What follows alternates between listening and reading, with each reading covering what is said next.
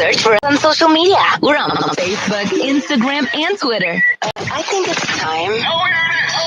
It's time to mix it up. Hey, dumbass. Oh, me? Use your smartphone and download our free iPhone and Android app to take us with you. Okay. Can you please get off my lawn? Located in an underground bunker somewhere in Madison, Indiana, is a different kind of podcast. Welcome to Loudmouth with your host, Dean Stidham. And hey, everyone. Welcome. It is Saturday, 5 o'clock. Not sure how many of you are joining me. You know, I had a really pretty extensive show lined up, but with everything that's going on with George Floyd, his death, and our prayers and thoughts, of course, go out to his family. Absolutely unbelievable what this officer done. I don't know all the facts, but regardless, to put your knee on a man's throat for over 6 minutes, have another officer check his pulse, and then tell him, I don't believe he has one, and keep your knee on it for another 2 minutes. Well, this man will, he'll have to deal with that on his own.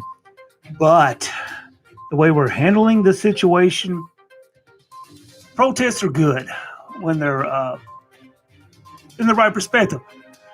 All this looting going on, it's just a little crazy.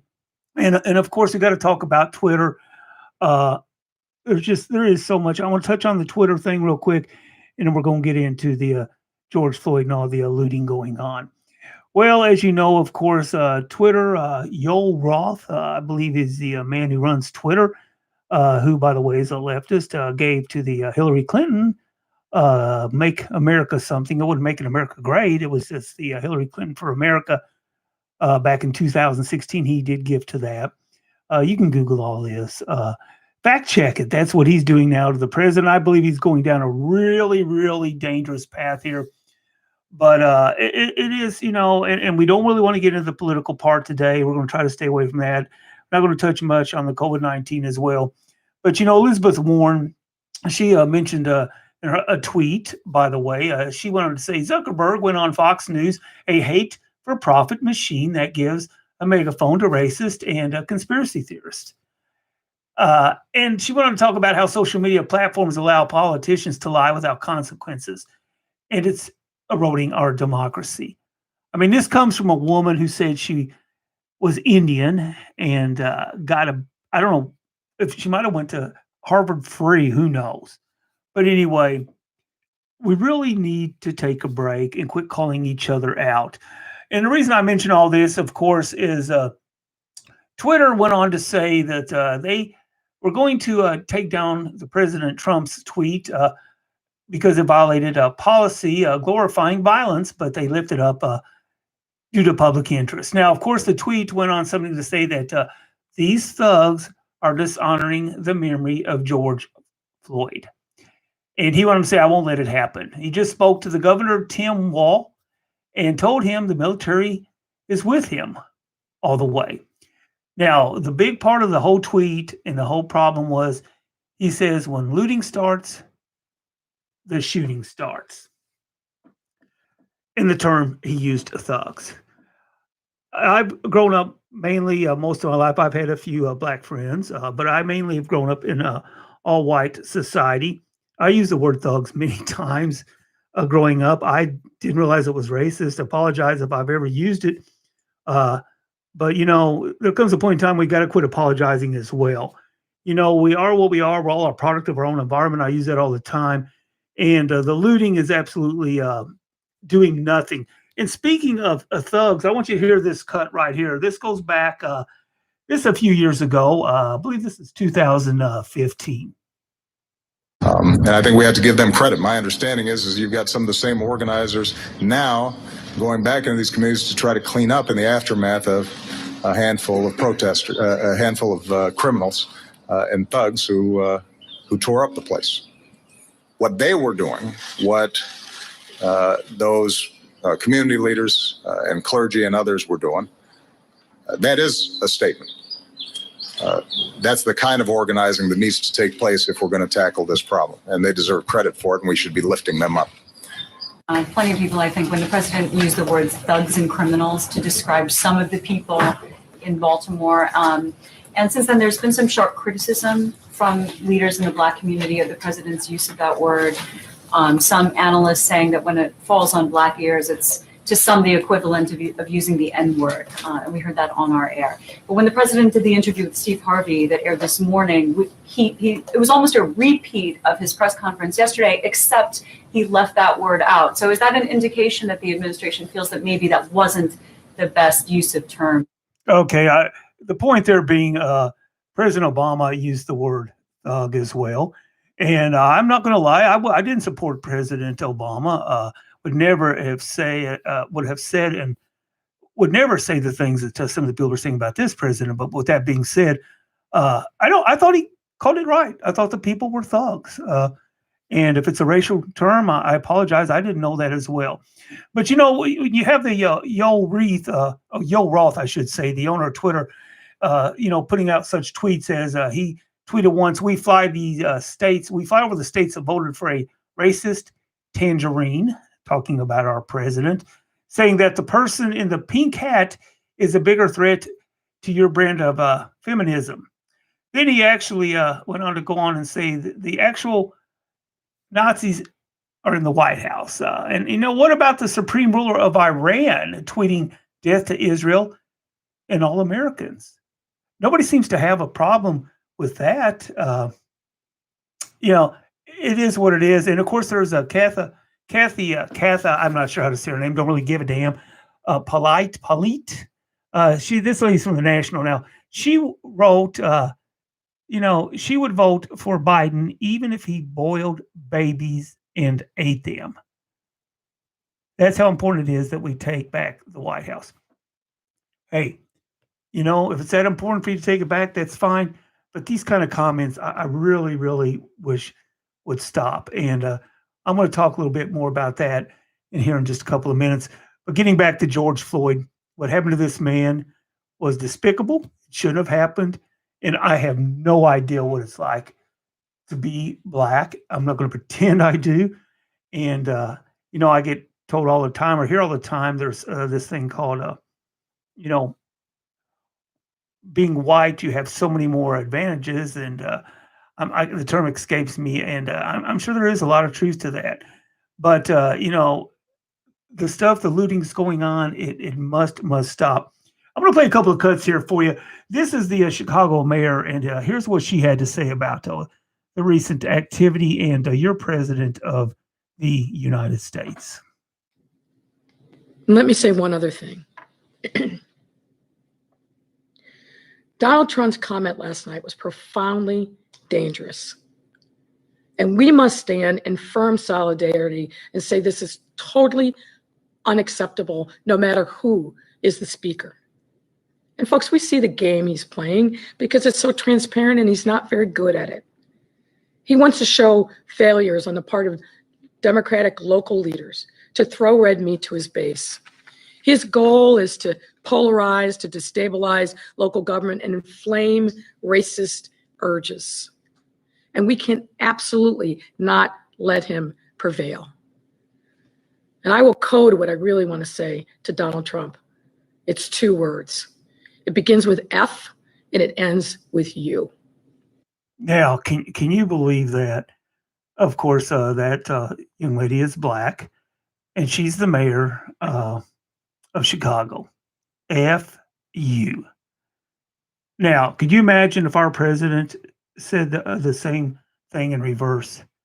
And regardless, either way, it's totally out of line. It's totally wrong. Nobody should be saying that, especially to an open mic. I don't think I would ever say that on this mic out. I might say it personally to someone, but, to put it over the airways. And we just really, I think, need to back it down. The looting that's going on, it is, it's just unbelievable. I mean, I don't know. CNN was attacked. I was a little shocked by that, but they were had stuff painted on their windows. They had windows broken, and maybe some of the reason why is because they spread a hell of a lot of fear. And I believe MSNBC does the same. And we'll throw them all in there. I've got my channel going over here right now, and it's wall-to-wall coverage of more protest, more looting. Not looting yet, but we shall see. And the looting does absolutely nothing, and you all know that. When Martin Luther King marched and rest his soul, was shot and assassinated, I don't remember everybody destroying city after city. Destruction gets you nowhere. Negativity gets you nowhere. I've been told that my whole life, and I'm finally starting to figure that one out. 150 businesses destroyed in Minnesota alone. Folks, we can't hate ourselves out of this one. We sure can't. I'm going to play this cut. This is a gentleman, I believe he's in his late 60s. This is a business owner, a black business owner in Minnesota. This is just really sad. I don't even understand nothing. Come on. That's not right. That's not right. That's not right what y'all doing. I came from the ghetto too. Same as all of you did. Y'all need to listen. But you know, y'all messed up my business. And you call it black power.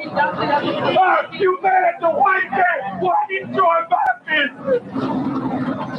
Why destroy my truck? Why steal my computer? I'm trying to make it. Could you understand that? Can't y'all see it? I'm trying to make it. Yes, sir. How sad is that? I mean, this man worked his whole life to have a business, and it's destroyed that quick. By the way, and I'm sure most of you know, I guess the original reason this whole George Floyd and the officer situation went down was due to the fact that he went into a store, a local store, and passed a $20 bill, which the staff member checked it, and it was counterfeit. So they did under their protocol there. I guess the store, I think most people do this. They call the law to report the bill, and that's how this all got started. So of course, the store was attacked, and the person who called the law has been attacked. And you know, the bottom line is this man died for no reason. Counterfeit bill, really? I mean, I'm sure I passed counterfeit bills and didn't realize it. Anyway, I just don't know where it all ends, and it's got to end. It really needs to end. Man, we could use some love, couldn't we? But anyway, you heard that man. He lost his business, and he was right down there in the heart of Minnesota. And then you have this lady, and I apologize, I don't have her name, but I do know she's not from Minnesota. But check out what she's got to say. And why buildings are burning is because this city, this state would prefer preserving that white nationalism and that white supremacist mindset over arresting, charging, and helping to convict 4 officers who killed a black man. That is the reality of what we're dealing with. This is not just a few cops doing things across the country. This is not a good cop versus bad cop situation. This is Ahmaud Arbery being shot down by white men on the streets of Georgia. Breonna Taylor being killed in her home. This is in New York City, where we were until freedom. We were just in New York fighting the police officers who, in the name of social distancing, were damn near killing black young people on our streets. This is a coordinated activity happening across this nation. And so we are in a state of emergency. Black people are dying in a state of emergency. We cannot look at this as an isolated incident. The reason why buildings are burning are not just for our brother George Floyd. They're burning down because people here in Minnesota are saying to people in New York, to people in California, to people in Memphis, to people all across this nation, enough is enough. Yes. And we are not responsible for the mental illness that has been inflicted upon our people by the American government, institutions, and those people who are in positions of power. I don't give a damn if they burn down Target. Because Target should be on the streets with us, calling for the justice that our people deserve. You know, there's just so much I could say to that. I think that's a lot of what the problem is. You stoke these people up, and it's not hard to do, especially when we are going through so much right now. This country, we've got the COVID-19, and of course, people wearing the face mask still. So it's probably hard to pick out some of these people that are looting. And somebody raised a good point to me.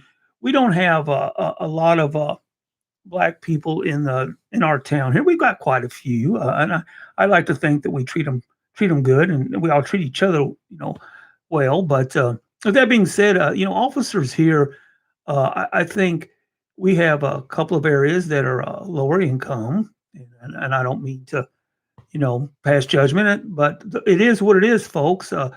These people are probably a little down on luck. A lot of children out of motherhood or fatherhood, whatever you want to say. But these people are, I don't know if it's fair to say they're targeted, but there's a lot of calls there. I used to be a 911 dispatcher. We got a lot of calls there. So there's a lot of trouble there. So I don't know if you want to call it profiling. I don't know if you want to say the officers pick on these people more or they watch them more. I'm sure they do. You go where the problems are. With that being said, it's not right, especially just because of the color of skin. But I think a lot of times we get racism and economy are mixed up because it seems like to me when you take two people, whether they're black, whether they're white, and they're both on the same plane, the same level playing field, they seem to do okay. It's when they get separated, you have one way above another economically, and one feels more depressed or suppressed than the other. I sometimes think that's where maybe the trouble starts. That's just, Wa's opinion, which means absolutely nothing. But, the looting, it's crazy. I can't even wrap my head around it. And it's in Louisville, it's in Cincinnati, it's in Colorado, it's in LA, it's in Las Vegas, it's everywhere.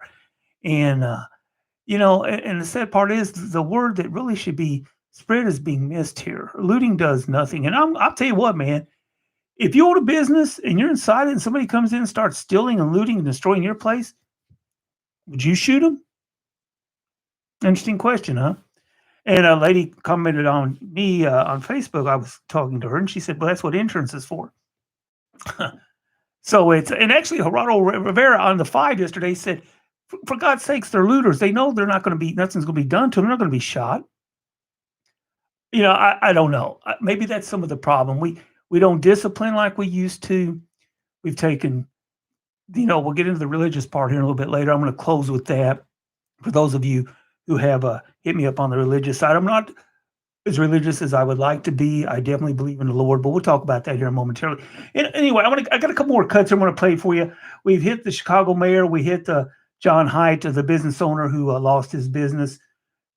Feel so sorry for that man. And where's their justice, by the way? George Floyd, his family's going to get their justice. The officers have been arrested, been charged, and I believe their charges will even be ramped up a little bit, and they should be from everything I've seen and heard. But where's the justice for the people that have lost their businesses? Well, here's the Atlanta mayor, and I thought she had some decent things to say. By the way, this Atlanta mayor is a black lady, and I'm sure that's going to be said as being a racist comment, but for those of you who don't know, she is, because I don't have the video with this. I just have the audio. But here's what she had to say. And I thought these were some decent words. Here today. Above everything else, I am a mother.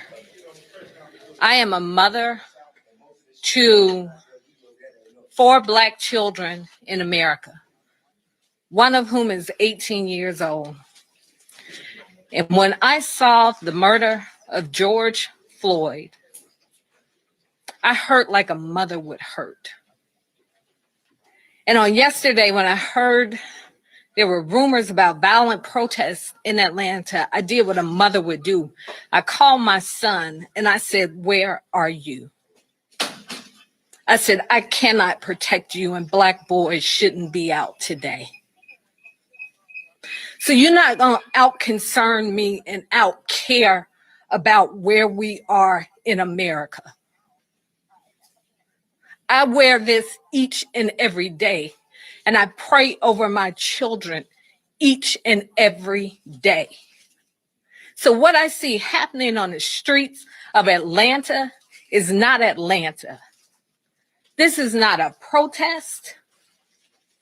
This is not in the spirit of Martin Luther King Jr. This is chaos. A protest has purpose. When Dr. King was assassinated, we didn't do this to our city. So if you love this city that has had a legacy of Black mayors and Black police chiefs and people who care about this city, where more than 50% of the business owners in Metro Atlanta are minority business owners. If you care about this city, then go home and pray that somebody like Reverend Beasley will come and talk to you and give you some instructions on what a protest should look like and how you effectuate change in America. This police chief made a video on yesterday, pull it up on YouTube, where she said she was appalled to watch the murder of George Floyd. This woman did that. You're not honoring the legacy of Martin Luther King. You're listening to the Atlanta mayor. She's talking also about the chief police who was in front of the protesters yesterday. In this city, T.I. and Killer Mike own half the West Side. So when you burn down this city, you're burning down our community. If you want change in America, go and register to vote. Show up at the polls on June 9th. Do it in November. That is the change we need in this country. You are disgracing our city. You are disgracing the life of George Floyd and every other person who has been killed in this country. We are better than this. We're better than this as a city. We are better than this as a country. Go home. I think that was well said. And I have another gentleman. This is a Black Army veteran, and I thought this guy, what he has to say is, there's no way I could have ever said it better. This runs for a few minutes, but it's well worth the listen. And we'll get a couple of closing thoughts, and we'll have a closing message for you right after this. I apologize for such a short show, but with everything that's going on, I couldn't bring myself to talk about the COVID-19 and talk about the hydrochloroquine and all this good stuff. So we're going to keep it short. By the way, you are welcome to call. You can call me at 812-493-3236 if you want to share your opinion. Anyway, let's go ahead and listen to this cut. I thought this was very well said. The AutoZone have to do with Black lives? What does taking a hammer to a cash register at Target have to do with the death of George Floyd? What does ruining and looting and burning your own streets down have to do with justice? What does this have to do with anything that you're looking for in Minneapolis right now? People are angry. People are upset. People are tired. People are confused. Like, I got all that. I know what it's like to be a Black man in America. Contrary to popular belief, I've been doing it for over 30 years, but I know that violence and looting and all of that stuff is not protesting. That's not the answer. When you have the whole world looking at you and they see you taking a hammer to the cash register at Target, when you have the whole world looking at you and they see you throwing bricks at police cars, when you have the whole world looking at you, trying to understand your pain, trying to understand what you're going through, and you have to see people arm themselves to protect their businesses because they don't want to get stuff stolen, because they don't want to get looted. You're standing up against everything that you claim to be protesting for. Because what's going on in Minneapolis stopped being protesting a long time ago. What's going on in Minneapolis stopped being a rallying cry for the oppressed and the disillusioned and the people that live their lives in fear of being brutalized. What's going on in Minneapolis stopped being that a long time ago. What's going on in Minneapolis right now is craven, it's opportunistic, it's people that are destroying their own communities. And you want to know where all of this gets you. You want to know where all of this destruction, where all of this cravenness, where all of this thievery, where all of this looting, where all of that stuff gets you. Take a look back at what happened to Detroit. Detroit was never the same after the race riots that plagued that once great city. And the Black people of Detroit were never the same either. It didn't help them.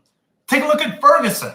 What has happened in Ferguson for the African-American community in Ferguson since those riots happened all the way back in 2014? What happened to Baltimore when Baltimore rioted for the murder of Freddie Gray back a couple of years ago? What happened to Baltimore then? What happened to the poor Black people that rioted in LA? Way back in the day after the Rodney King verdict, what happened to them? So if you look back and you see the history of what is going on, and you see what happens after this looting, what you see what happens after this destruction, what you see what happens after people tearing down their own neighborhoods, is nothing. Absolutely nothing. You want to protest? Fine. You want to be angry? Fine. I get angry sometimes too. Don't destroy your communities. Don't tear down and burn down affordable housing buildings that are there for less fortunate people to live at. Don't burn down your auto zone. Don't throw bricks through police windows. Don't go around and say kill all white people. Take a look at the history of what happens every time we have something like this happen in America. How was Detroit helped? How was Baltimore helped? How was Ferguson helped? Ferguson was the birth of the Black Lives Matter movement, right? So with all this, then Ferguson should just be doing fine, right? So all the Black people that protested and rioted and burned all of their stuff down should be doing just fine, right? Wrong. They're not. So where does this all lead? It leads absolutely nowhere. So to the leaders and the powers that be and the people that are actually in charge encouraging this, making excuses for it, because they know that an angry, upset, perpetually fearful populace is easier to control, shame on you. And to everybody that is out there looting, rioting, destroying your own property, think about that. Think about how it makes you look, and think about what it is that you're going to achieve after all this is said and done. Because people were listening when you were protesting. I was listening. People are listening about the pain you're feeling. I feel the pain you're feeling. But people stop listening when you start destroying your own communities. Because then they're not going to care. They're just going to move on. And you're the ones who have to live there. So think about it. Very, very well said. There's nothing else you can say. You know, there was a police station, actually. The officers were seen driving out as the police station was taken over. That's crazy. And you know, I guess it started back a few years when they said, you know, the leader said, we got to let these people vent. There's nothing wrong with protesting. There's nothing wrong with screaming. There's nothing wrong with being upset. But destroying property gets nobody anywhere. I thought he was straight on with that. I really did.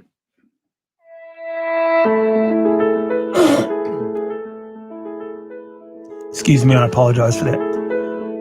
Folks, the bottom line is we can't hate ourselves out of this. Protest and protesting can work, but it does need to remain positive. You know, without rain, we wouldn't enjoy the sunshine. You guys have heard that many times. And people that know me know that I'm not the most positive person in the world. But, you know, enough hate. Let's try to turn it around. Positive results come from positive actions. I know it's tough with all the negative feedback going on with the media, with CNN, with MSNBC, and Fox and all the others, you know, having it up on the screen 24 hours a day. it makes it tough, but we've got to do it. We got to put our arms around each other. And it was nice to see there was as many white people protesting as there were black yesterday. So let's just come together. The hell with the color, folks. We're all in this together. And remember, don't regret the things you do, regret the things you don't. And if you don't stand for something, you will fall for anything. I'm going to have one more closing word here in just a moment. And this will be on a religious note because I do have some religious followers and I believe in our good Lord as well.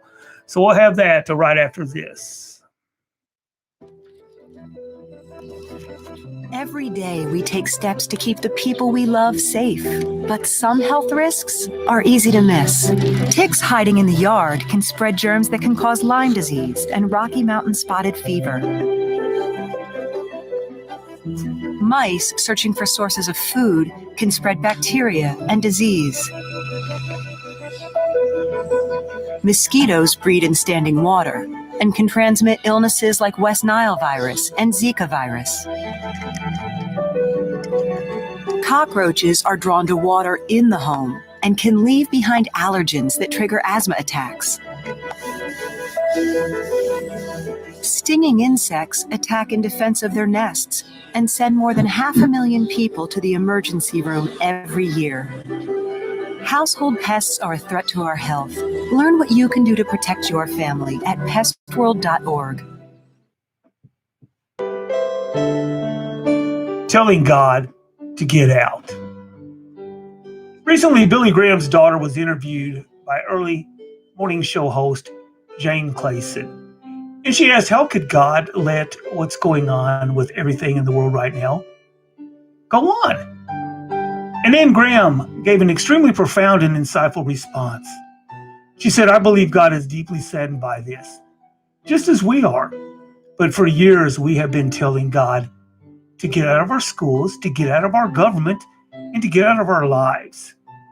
And being the gentleman that he is, I believe he calmly backed out. Now we expect God to give us his blessing and his protection after we demand he leave us alone. Now, in light of the recent events, the terrorist attacks, school shootings, and everything that's been going on, COVID-19 and the looting, and of course, the death of George Floyd. And also, think about it, Madeline O'Hara started all this. Her body was recently found, but she got prayer taken out of the schools. And we said, okay, that's fine. And someone said, well, you better not read the Bible in school. The Bible says, thou shalt not kill, thou shalt not steal, and love your neighbor as yourself.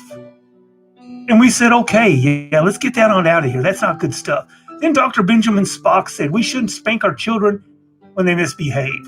It could warp their little personalities and we might damage their self-esteem. Dr. Spock's son committed suicide. We said an expert should tell us how to raise our kids, and we said, okay. Now we're asking ourselves why our children have no conscience, why they don't know right from wrong, and why it doesn't bother them to kill strangers, their classmates, themselves, and destroy public property when they don't like how things are being handled. Probably if we think about it long and hard enough, we can figure it out. I think it has been a great deal and a lot to do with we reap what we sow. Funny how simple it is for people to trash God and then wonder why the world's going to hell in a handbasket. Funny how we believe what the newspapers say, but question what the Bible says. Funny how we can send jokes through email, social media, that spread like wildfire. But when you start sending messages regarding the Lord, people think twice about sharing it. And I do. I think that is very, very true. A lot of you might disagree with me on that, but I just thought that that needed to be said. It's crazy. It's crazy what's going on. Well, figure it out. I hope. We only have one world. We better. But when you start turning on the news and it looks like you're looking at another country, sort of messes with you. Hey, enough negativity. It looks like it's a beautiful day outside. It's still early in the evening. Get out and enjoy yourself. Do something nice. Hell, hug a neighbor. Hug yourself. Make sure and keep the mask on, though. I hope you enjoyed today's show. I appreciate you guys. You helped us pass the 1,000 mile marker, was what we sort of call it. If there's something you'd like to discuss, feel free to give me a call. Drop me a line. You can also catch this. It'll be replayed on Facebook and YouTube. We'll be doing that here shortly. And also, you can catch us on the audio side. We're at loudmouthdean.com. We're also, let's see, we're on Spotify, we're on iTunes, and the list goes on and on. But in the meantime, hey, everyone have a great week. I will probably talk to you next Saturday. And everyone stay safe. And let's just try to be good to one another. I don't know what else to say yet. Take care, everyone. Good night.